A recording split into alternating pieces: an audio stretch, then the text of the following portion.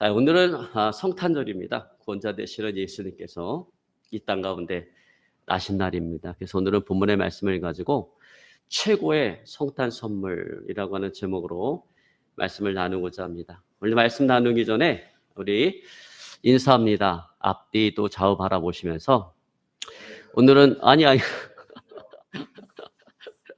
오늘은 성탄절이니까 한번 그렇게 인사합니다. 메리 크리스마스.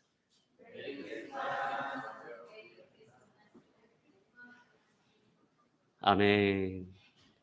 여러분, 메리 크리스마스가 어떤 의미인지 잘 아실 거예요. 메리라고 하는 것은 영어로 기쁘다, 즐겁다 이런 의미고요. 크리스마스라고 하는 것은 합성어입니다. 그리스도를 뜻하는 영어 크라이스트하고 예배, 미사를 뜻하는 영어 단어 메스가 합쳐진 말이에요. 그러니까 메리 크리스마스라고 하는 것은 기쁨과 즐거움으로 예수님을 예배하자라고 하는 의미입니다.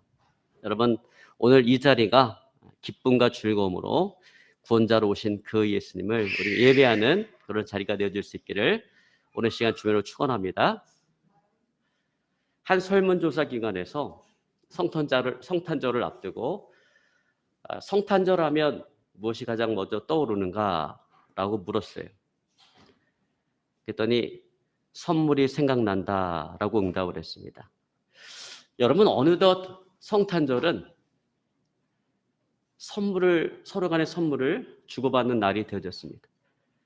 서로 간의 선물을 교환하는 것이 성탄의 문화가 되어졌습니다. 그래서 이 성탄의 문화를 배경으로 쓰여진 아주 유명한 단편 소설이 있습니다.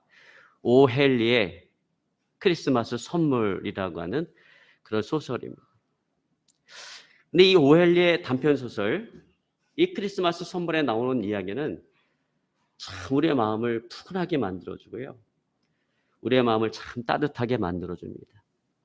이 소설의 남녀 주인공인 짐과 델리는 아주 가난하게 살아가는 부부입니다. 근데 그들은 비록 가난하게 살아갔지만 서로를 끔찍하게 아끼고 사랑을 했습니다. 그리고 이들에게는 아주 중요한 보물이 하나씩 있었는데, 아내인 델리에게는 모든 사람들이 부러워하는 금발머리가 있었고, 남편인 짐에게는 아버지가 물려준 금시계가 있었습니다. 어느 해 성탄절이 다가와서 아내 델리는 남편 짐에게 성탄절 선물을 주고 싶었습니다. 시계는 있지만 시계줄이 없다라고 하는 것을 너무나도 잘 알고 있었던 그 아내 델리는 남편을 위해서 시계줄을 사주려고 했습니다. 주머니를 털었는데 돈이 너무나도 턱없이 부족한 거예요. 그래서 아내 델리는 자신의 그 금발머리를 잘라서 남편의 성탄절 선물로 시계줄을 샀습니다. 어느덧 저녁이 되어서 남편 짐이 집으로 돌아왔어요. 그런데 그렇게도 자기 가슴을 설레게 만들었던 그 아내의 금발머리가 잘려진 것을 보고 너무나 깜짝 놀랐습니다. 아내 델리는 말합니다. 여보, 내가 당신을 위해서 성탄절 선물로 시계줄을 샀어요. 그 말을 할 때 남편 짐이 안주머니에서 포장된 물건 하나를 꺼내놓았습니다. 그것은 그의 아내 델리가 그렇게 갖기를 원했던 머리빗이었습니다. 남편 짐은 자기의 그 금시계를 팔아서 아내의 머리빗을 산 것입니다. 그러나 이제 아내에게는 빗을 머리카락이 없었고, 남편 짐에게는 그 시계줄을 끼워줄 금시계가 없었습니다. 그들은 서로를 끌어안고 울었습니다. 그들에게는 무엇과도 바꿀 수 없는 가슴 벅찬 사랑이 있었습니다. 여러분, 참 감동적인 이야기고요. 정말 우리의 마음을 따뜻하게 만들어주는 이야기입니다. 여러분, 참 경제적인 문제로 위기에 처한 가정이 많은 이때 참 이렇게 아름다운 이야기들을 만들어갔으면 좋겠습니다. 여러분, 그런데 크리스마스에 정말 우리를 감동시키는 더 큰 사랑의 이야기는 죄로 인해서 죽을 수밖에 없는, 멸망받을 수밖에 없는 우리를 위해서 하나님께서 당신의 아들 예수 그리스도를 이 땅 가운데 인간의 몸으로 보내셔서 십자가를 지게 하시고 십자가에 죽게 하시고 우리의 죄값으로부터 우리를 구원해 주신 하나님의 사랑의 이야기일 것입니다. 여러분, 예수님은 하나님께서 저와 여러분 우리에게 주신 최고의 성탄 선물입니다. 여러분 믿으시기를 주님을 축원합니다. 여러분, 이 땅에는 정말 우리가 원하지 않는 그런 불행한 일들이 너무나 많습니다. 쓰나미와 같은 자연재해로 인해서 많은 사람들이 죽기도 하고요. 또 세월호 사건과 같은 인재로 인해서 무고한 사람이 죽기도 하고요. 또 그렇게 선을 행하고 덕을 쌓았음에도 불구하고 교통사고라든지 암과 같은 이런 일들로 인해서 어이없이 죽는 경우도 많고요. 또 뱃속에 있는 그 태아, 뱃속에 있는 생명이 세상에 빛도 보지 못하고 뱃속에서 죽는 경우도 많이 있습니다. 근데 여러분, 이 세상에는 이것 외에도 우리가 이해할 수 없는 불행한 일들이 너무나 많다라는 거예요. 자, 여러분, 이와 같은 불행의 궁극적인 이유가 뭘까요? 궁극적인 원인이 뭘까요? 뭐 때문에 이렇게 불행한 일들이, 우리가 원하지 않는 이런 불행한 일들이 많이 일어나는 걸까요? 여러분, 이 문제에 대해서 성경은 죄 때문이다라고 이야기합니다. 땅의 모든 불행은 죄로부터 시작이 되어지는 것입니다. 그러면 여러분, 우리가 이 죄 문제를 해결하지 않고는 결코 이 불행의 문제를 해결할 수가 없다라고 하는 거예요. 근데 여러분, 우리가 항상 기억해야 될 것이 있습니다. 반드시 기억해야 될 것은 뭐냐면, 하나님께서 원래 이 세상을 창조했을 때 이 세상은 슬픔과 고통이 없는 기쁨과 행복으로 가득한 세상이었다라는 거예요. 한마디로 말해서 저주가 없는 그런 세상이었다라는 것입니다. 늘 하나님과 대면하고 하나님과 동행하고 하나님과 교제를 통해서 오는 그런 기쁨과 행복으로 가득한 그런 세상이었습니다.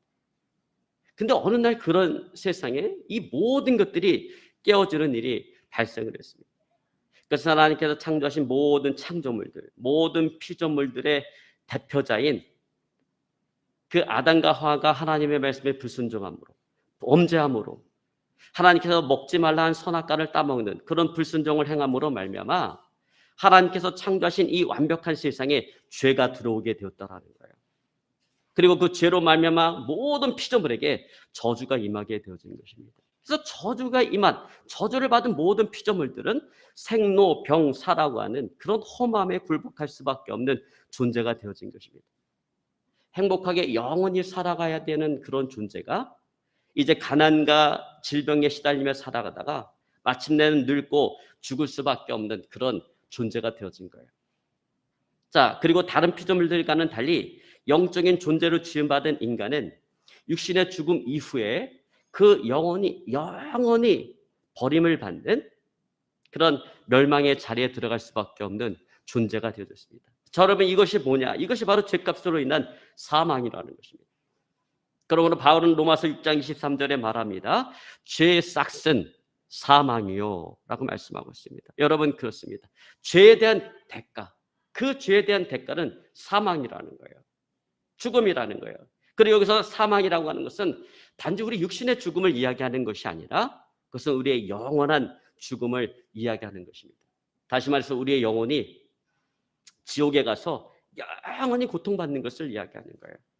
여러분, 지옥에 가서 100년, 200년 고통받는 게 아니에요. 영원히 고통을 받는 거예요. 여러분, 거기서는 구원을 얻는다라고 하는 것이 없어요. 우리가 살아가는 이 세상에서 우리가 구원받지 못하면 죽어서 지옥에 가서는 다시금 나올 수가 없습니다. 거기서는 영원히 고통받는 거예요. 그것이 영원한 죽음인 것입니다. 자, 이것이 바로 죄를 범한 인간의 비극적인 운명이라는 거예요.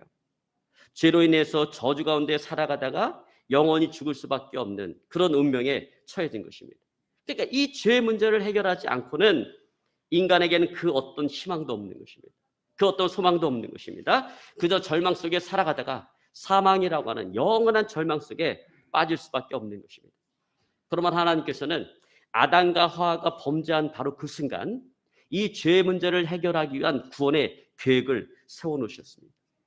그것은 바로 당신의 아들 예수 그리스도를 이 땅에 인간의 몸으로 보내셨어. 우리의 모든 죄를 대신 짊어지시고 십자가에 죽게 하심으로 저와 여러분 우리를 구원하시고자 하는 거예요. 왜냐하면 왜 그렇게 되냐? 왜냐하면 죄의 삭은 사망이기 때문에 죄 없는 누군가가 우리의 죄를 대신 짊어지시고 죽어야만 우리가 구원을 받을 수가 있기 때문에 그렇습니다. 그래서 이를 위해서 하나님께서는 당신의 아들 예수 그리스도를 마리아라고 하는 그 여인을 통해서 이 땅 가운데 육을 가진 인간으로 보내신 거예요. 왜 그렇게 하셨어요? 죽어야 되기 때문에. 누군가 나의 죄를 대신해서 죽어야 되기 때문에 예수님을 육을 가진 인간으로 이 세상에 보내셨다라는 거예요. 여러분, 만약에 예수님께서 하나님으로 존재하신다라고 한다면 그 예수님은 우리를 위해서 죽을 수가 없어요. 왜? 신이기 때문에. 신인이 죽는다는 거, 하나님이 죽는다라고 하는 것은 불가능한 거예요. 그 자체가. 말이 되지 않는 거예요. 그러므로 예수님께서는 우리를 위해서 죽어주시기 위해서 하나님으로서의 모든 것들을 내려놓고 모든 것들을 비우시고 인간의 몸을 입고 이 땅 가운데 오신 것입니다. 그것이 바로 성탄인 거예요. 하나님께서 당신의 아들을 마리아라고 하는 그 여인을 통해서 육을 가진, 죽을 수 있는 육을 가진 인간으로 이 세상에 보내신 것, 그것이 바로 성탄이라고 하는 것입니다. 여러분, 믿으시기를 주를 축원합니다. 자, 여러분, 여기서 우리는 이런 질문을 던질 수가 있어요. 인류를 구원하시기 위해서 왜 꼭 하나님께서 그렇게 하셔야만 했는가? 꼭 당신의 아들을 인간의 몸을 입고 이 땅 가운데 보내셔서 그 험한 십자가에 그렇게 죽게 하실 수밖에 없는가? 아니, 하나님은 전능하신 하나님이고 절대적인 주권을 가진 하나님인데 그 인간이 지은 죄에 대해서 그건 다 없는 걸로 하자, 이렇게 선포하면 되는 거 아닌가? 이런 생각을 가질 수가 있어요. 자, 여러분, 이런 개념, 이런 생각에 대해서 어떻게 생각하세요? 여러분, 이것이 바로 거룩하신 하나님과 거룩하지 못한 인간이 다른 부분인 거예요. 여러분, 거룩하지 못한 인간은 자신의 유익, 자신의 편의에 따라서 얼마든지 입장을 바꾸고 불의를 행할 수가 있어요. 그래서 사랑이라고 하는 이유로 자기가 아는 사람의 죄를 눈 감아주고 덮어줄 수도 있어요. 여러분, 그래서 힘과 권력을 가진 자신은 법을 어겨도 괜찮은 그런 내로남불의 일들이 많이 벌어지는 거예요. 그러나 하나님의 얘기에 있어서 이런 일은 절대로 있을 수가 없다라는 거예요. 왜? 하나님은 거룩하신 분이시기 때문에. 하나님의 그 거룩한 습성상, 거룩한 본성상 그 죄, 어떤 불의도 용납할 수가 없기 때문에 그렇습니다. 여러분, 그래요. 하나님은 전능하신 분이에요. 하나님은 절대적인 주권을 가진 분이에요. 그렇지만 그렇다고 해서 자기 자신의 그 거룩함을 부정하면서까지, 그것을 훼손하면서까지 일하시지 않는다라는 거예요. 하나님의 전능하신가 거룩함이 절대적인 주권이라고 하는 것은 항상 하나님의 그 거룩함 안에서만 역사하는 것입니다. 일하는 것입니다. 그러므로 거룩하신 하나님 앞에 죄를 범한 인간은 반드시 죽어야 되는 거예요.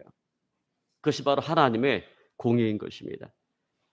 그러나 하나님은 또한 사랑의 하나님이시기 때문에 죄를 범한 인간들을 이 영원한 사망 가운데 버려둘 수는 없었다라는 것입니다. 그런데 문제는 뭐냐면 하나님께서 저와 여러분 우리들을 아무리 사랑한다 할지라도 하나님의 그 거룩한 본성 때문에, 하나님의 그 거룩한 습성 때문에 죄를 범한 그 인간을 심판하실 수밖에 없다라는 것입니다. 그러므로 이 문제를 해결하기 위해서 하나님께서 선택하신 방법은 뭐냐면 당신의 아들 그 예수를 통한 대속인 것입니다. 하나님께서 당신의 아들을 인간의 몸으로 이 세상에 보내서 저와 여러분 우리 인간의 모든 죄를 대신 짊어지시고 십자가에 죽게 함으로 죄에 대한 공정한 형벌이 이루어지게 하시는 것입니다. 그래서 이를 통해서 하나님도 의로우시고 또 그 예수님을 믿는 저와 여러분도 의롭게 되어지는 길을 열어놓으신 거예요. 우리가 구원받는 길을 열어놓으신 것입니다. 여러분, 그러므로 누구든지 그 예수님을 나의 주와 그리스도로 영접하기만 하면, 나를 위해서 대신 죽어주신 그 예수님을 나의 주와 나의 그리스도로 영접하기만 하면 예수님께서 십자가에서 이뤄놓으신 그 하나님의 의를 우리가 덧입어서 구원을 얻게 되어지는 것입니다. 여러분, 믿으시기를 주님을 축원합니다. 여러분, 그러므로 오늘 본문의 말씀 마태복음 1장 21절은 이렇게 말씀하고 있습니다. 아들을 낳으리니 이름을 예수라 하라. 이는 그가 자기 백성을 그들의 죄에서 구원할 자이심이라 하니라.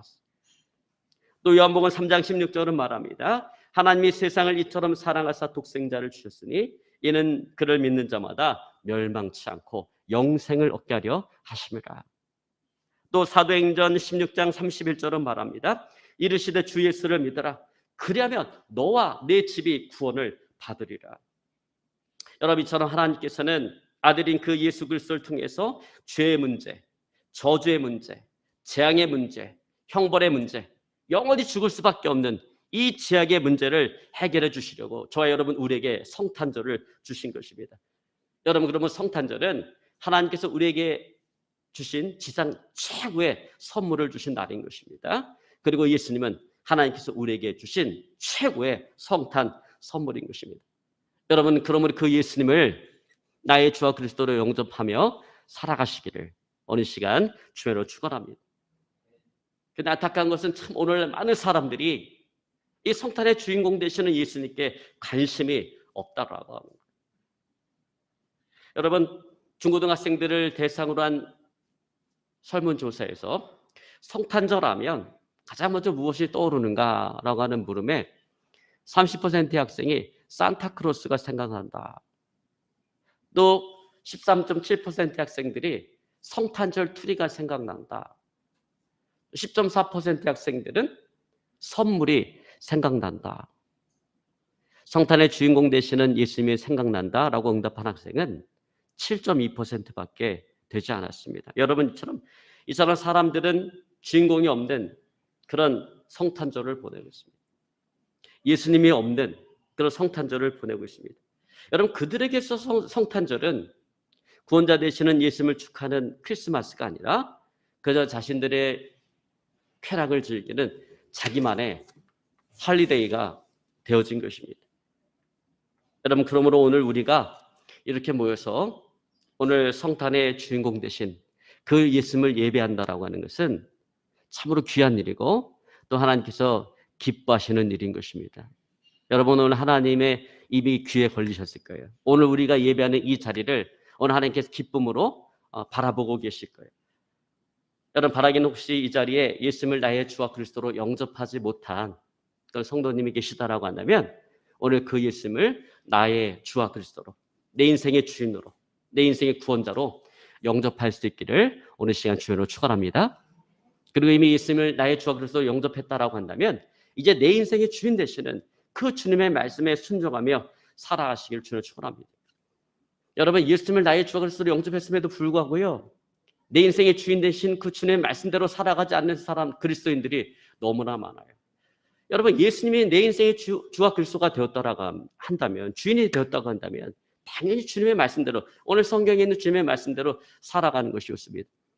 근데 믿음은 믿음대로, 살아가는 방식은 세상적인 방식으로 살아가는 사람들이 얼마나 많은지.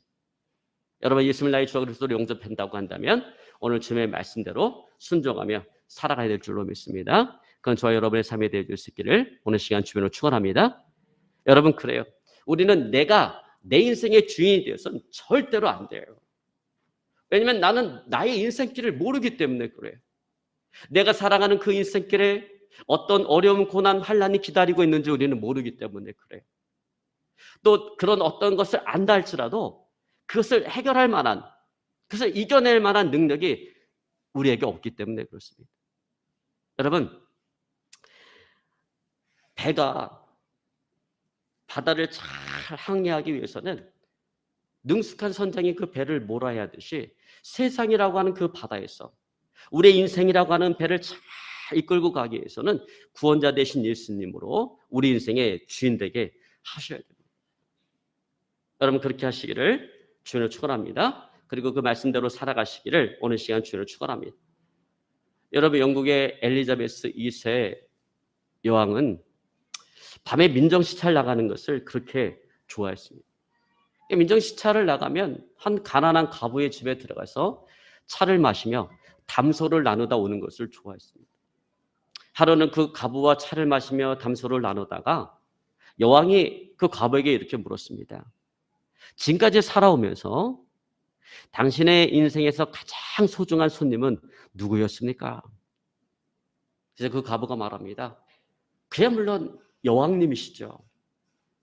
이 말을 들은 여왕은 너무나 실망이 되었습니다.